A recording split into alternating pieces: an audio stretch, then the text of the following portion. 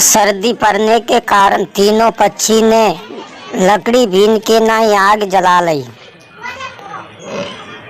तो एक कौवा था, एक तोता, एक टोनी चिड़िया थी। तीनों ने मिलके नहीं अग्नि बार के नहीं ताप रहे थे। बहुत सर्दी पड़ रही थी। जंगल में बैठे और आराम से तीनों आपस में बात कर रहे थे और ताप रहे थे।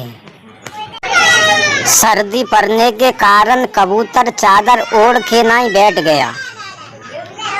अब सोच रहा था, हे भगवान मैं क्या करूं?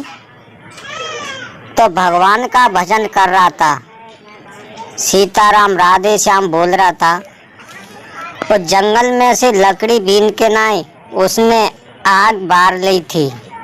आग पे बैठा बैठा बेचारा ताप रहा था और सोच रहा था, भगवान का भजन कर रहा था।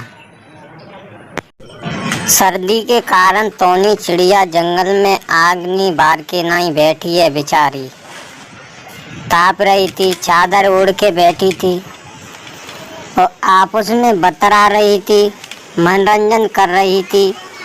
कोई दूसरा पंछी उसके पास है नहीं था। बेचारी बैठी बैठी बैठी बैठी गाना गा रही थी, भगवान का भजन कर रही थी।